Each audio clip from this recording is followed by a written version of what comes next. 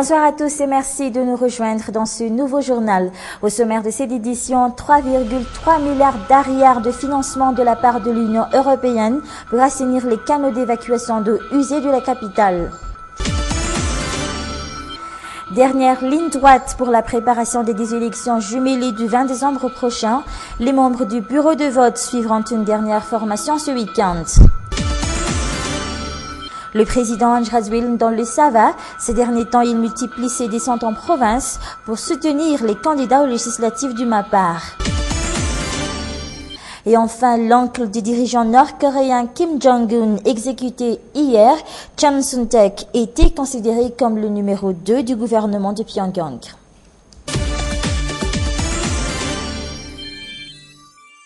L'Union européenne vient d'octroyer la somme de 3,3 milliards d'arrières à la commune urbaine d'Antananarivo. Cet important financement sera affecté aux 3 branches en charge de l'assainissement de la capitale, à savoir le SAMVA, la PIPA et l'ONG LALAN, pour financer des travaux d'urgence. Et parmi les bénéficiaires de ce partenariat, 88 quartiers dans le 6e arrondissement d'Antananarivo, la PIPA prévoit de curer plus de 80 km de canaux d'évacuation d'eau usée en 8 mois. Des travaux qui auront un impact sur le quotidien de plus de 600 000 habitants de la capitale. Zuramian Souf et Nzarandian Souf. Des canaux d'évacuation de plus de 12 km sont aujourd'hui totalement bouchés par les déchets. La PIPA envisage de curer ces canaux d'ici peu. Travaux d'urgence, zany hoe manala an'ireo fako izay manetsina ny canal zao fotoana. Faharoa dia misy le hoe travaux de fond. Ce sont des travaux d'urgence.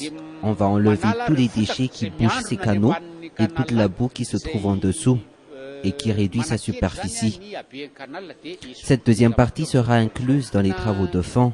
La totalité des canaux à curer se trouve dans la commune urbaine d'Antananarivo, mais il y a aussi les canaux d'irrigation qui atteignent la commune d'Ilaf et celle de Sabutsinamean. Ces canaux arrosent les rizières dans ces localités. Pour tous ces travaux, le financement s'élève à 1,8 milliard d'arières. Commune Sabutsinamean zay manondraka ny tambary any igny koa zany dia ao anatin'le izy nato zao famatsimbola izao 1,8 milliard d'ariary. Les habitants des bas quartiers de la capitale sont les premières victimes des inondations causées par ces canaux bouchés. S'ajoute à cela l'ancienneté des infrastructures.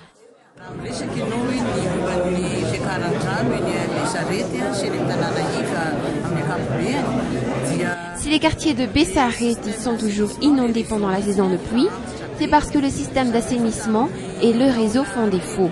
Les infrastructures datent de 1930, il faudra les renouveler entièrement. Actuellement, la commune urbaine d'Antananarivo est en train de mener des études en collaboration avec le ministère de l'eau.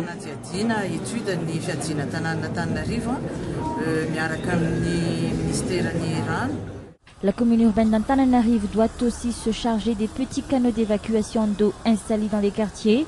Autre problème dans la gestion des eaux usées de la ville d'Emile, le manque d'hygiène de la plupart des habitants.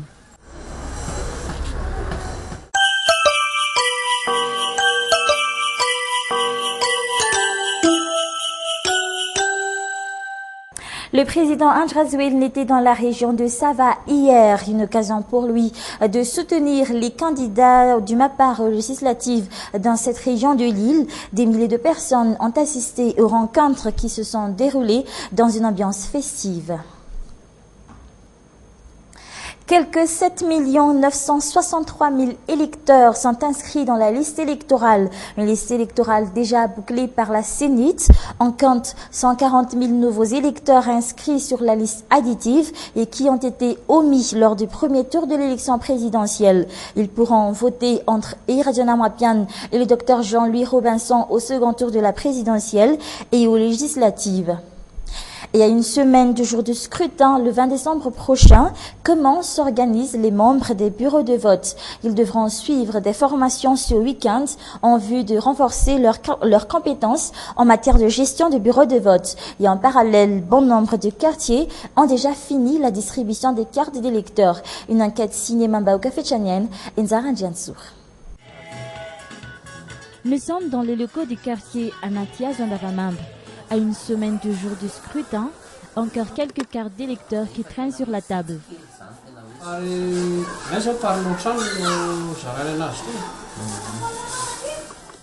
Environ 30 cartes d'électeurs qui appartiendraient à des électeurs ayant déménagé ou à des personnes décédées.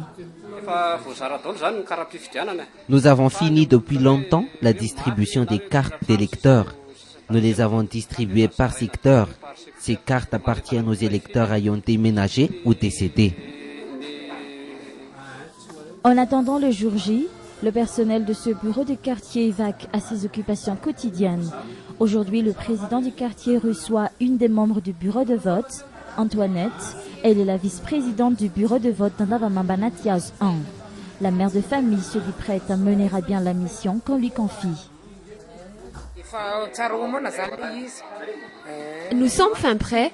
Comme les deux élections sont jumelées, le président du bureau et moi devrons se départager les tâches. Lui s'occupera de l'urne pour la présidentielle et je m'occuperai de l'urne pour les législatives. Citoyen modèle, Antoinette a déjà contribué au bon déroulement des élections malgaches depuis sa jeunesse. Et cela n'est pas prêt de changer, affirme-t-elle avec assurance.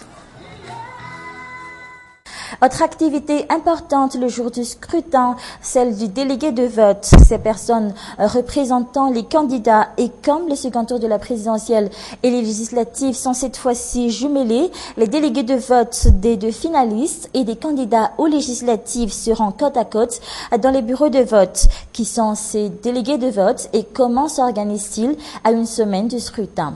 L'enquête est toujours signée Mamboka Vedjanien et Nzara Djansour. Pour la première fois de sa vie, Diamunja endossera le rôle de délégué de vote pour son candidat aux législatives du 20 décembre. Aujourd'hui, dernier consigne pour ce jeune citoyen.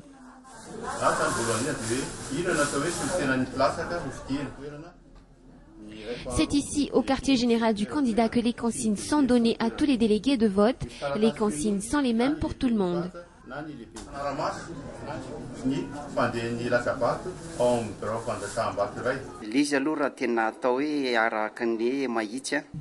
Notre mission ne devrait pas être si difficile que ça, mais je suis toujours prêt à affronter les difficultés s'il y en a. Je n'ai jamais fait ça, mais mon frère l'a fait et il m'a déjà appris tout ce qu'il faut faire. Ce candidat aux législatives enverra des délégués de vote dans 126 bureaux de vote, soit 2 délégués par bureau de vote.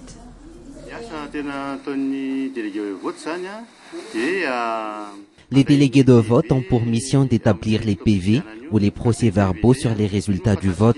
Il s'agit d'un document officiel important pour protéger le choix des électeurs.